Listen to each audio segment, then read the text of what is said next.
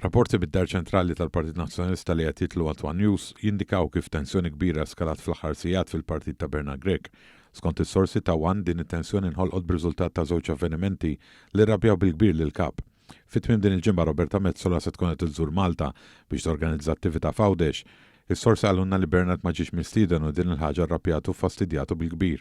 Raġuni oħra għal din it-tensjoni fid-dar ċentrali fl-aħħar sigħat kienet il-pożizzjoni li ħa Bernard Grech innifsu dwar il-proġett ta' Manuel Island. Mat-Times il-Kap Nazzjonalista ġie kwotat jgħid li l-Gvern għandu jħares l-obbligi kontrattwali li għandu mal-konsorzju Midi li qed jippjana proġett massiġ fuq Manuel Island. Tam nifakkar li konċessjoni ta' 99 sena kienet ingħatat lill-konsorzju fil-żmien Gvern Nazzjonalista.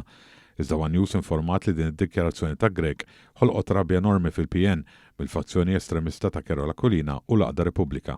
Dawn rridu li l-kap jew ma jgħidxejn dwar Manuel Island inkella jkun kontra l-proġett u dawn mhux għax huma kontra għax jafu li jekk l-obbligi kontrattwali jinkisru il-poplu se jkollu jagħmel tajjeb miljuni kbar ta' euro, iżda x'ridu jħallu l-kwistjoni tiġi użata għal tixwix kontra l-Gvern Laburista saħħu s-sorsi li komplew li meta dawn indunaw li l-kap iddikjara l-pożizzjoni tiegħu u allura tal-partit dawn tawħ ċamata kbira.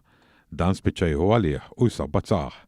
News informat ukoll li biex din it-tensjoni tkompli tbaqbaq fit-tmiem din il-ġimgħa l-Partit Nazzjonalista se jorganizza ġbir ta' fondi iżda kooperazzjoni qed isir ftit li xejn u dan kompla jimla lil Kap Nazzjonalista b'rabja li ħolqot tensjoni ġdida fil-partit, ikkonkludew is-sorsi ta' News.